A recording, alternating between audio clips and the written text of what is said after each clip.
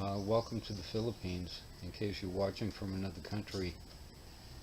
Today I'm going to make cucumber pickles, and these are pickling pickles, and it's been challenging to get these pickles, really. These are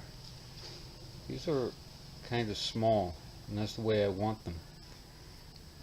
I could have let them grow bigger, but I wanted smaller cucumbers, so that's why they're this size. Now here I've got pickling spice, which I also had sent from the United States. Marshall's Creek spices, pickling spice, and Kirkland pure sea salt. So those are some of the ingredients. Now here I've got about 6 cloves of garlic that my wife really has cut up into slices, and I've decided I'm going to put some onion in it. So that's about half a small onion that's just sliced up. And here I've got dill that I grew, and I'm still growing dill. And a lot of people suggest putting oak leaves or grape leaves in with the pickles, and I don't have any, but they say that's for the tannin that's in the leaves. And they also say that tea will work. And the idea being that the pickles will be crispier if there's more tannin in the water. So I'm going to try putting this tea bag in there and just see if that helps. And I've got this is a 6 liter pickling crock that I had made here in the Philippines. And lastly, I have some filtered water here. There's no particular order that any of this has to be done in. Just do it any way you want, at least this first part of it. And I'm going to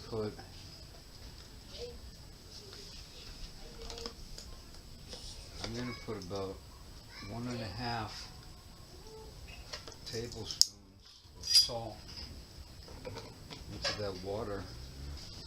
So I'll just mix it up, make sure that it's good and dissolved in there.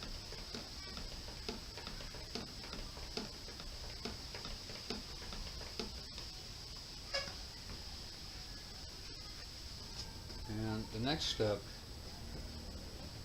I'm going to trim off the ends, both ends of these cucumbers.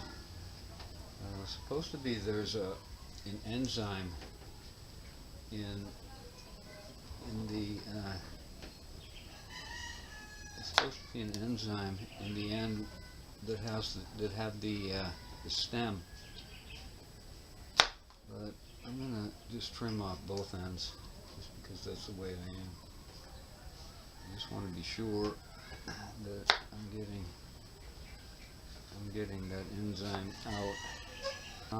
I've made a lot of pickles here of different kinds in the Philippines here, and one of the reasons I make them is because you can't buy them here. You can't just run down to the market and buy pickles. It's like a lot of other things here. You can't buy it. So either you make it yourself or you don't have it. So I make it myself. So all those got the ends trimmed, and all I have to do now is assemble this. If you've never made pickles, it's not a hard thing to do. It really helps if you have a pickling crock like the one I have.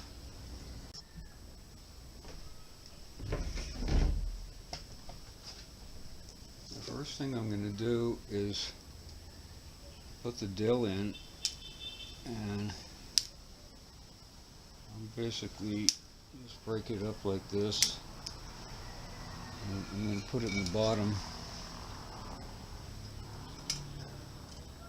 And I'm going to actually put most of the spices in the bottom because it's better if nothing is exposed to the air.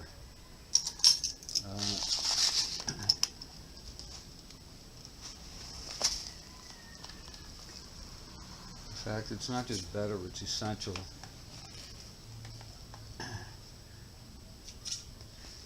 You don't want any of this stuff exposed to air, because this is an anaerobic pickling process, and that means you don't want air. Anyway, the tea bag is going in, and along with the garlic and the onion.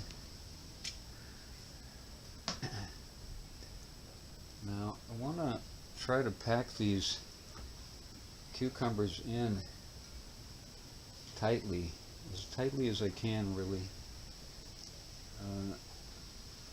The bottom layer, I guess, is most critical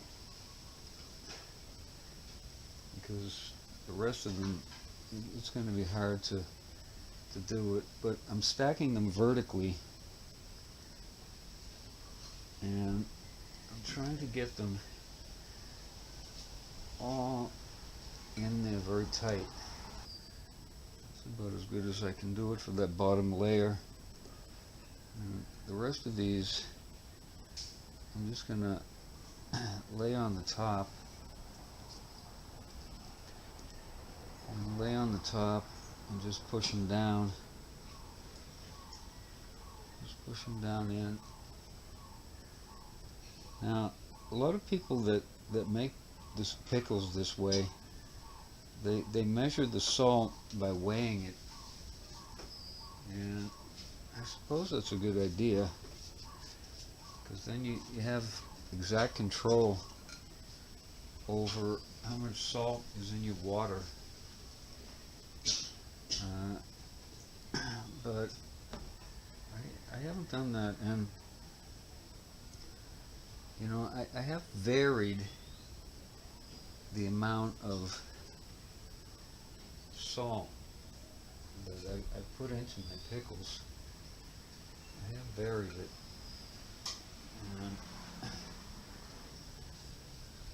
my opinion is a little bit more is better than a little bit less. And now I'm going to put these things here.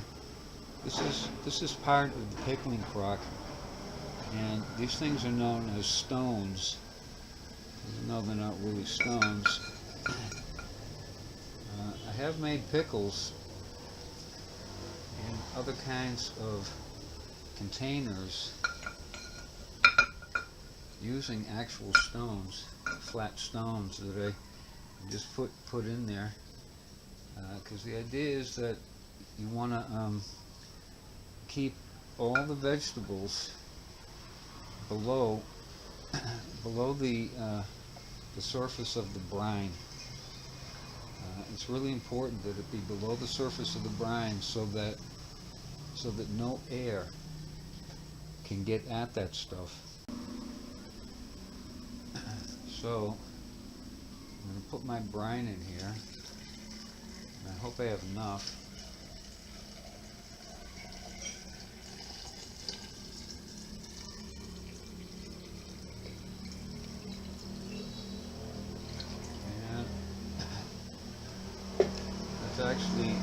It's actually just right.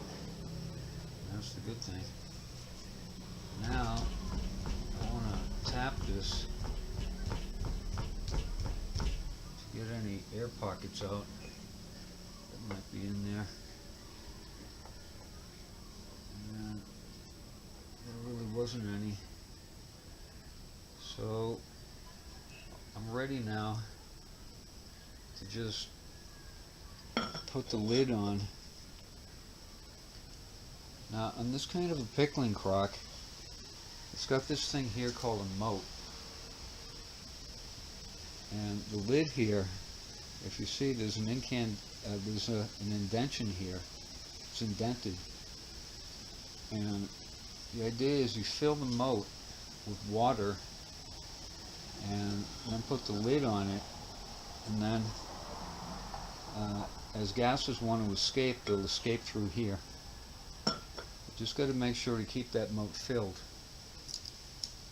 So that's really it. In about a week's time, I'm going to check this in about 5 days. I don't really expect that it'll be ready in 5 days, but I'll check it anyway. And one of the ways I, know if it's ready or not, I can tell by smelling it. If it smells like pickles, it's pretty much ready. But after 5 days, it might be ready. In 7 days, it's probably ready. And in 9 days, it's almost definitely ready.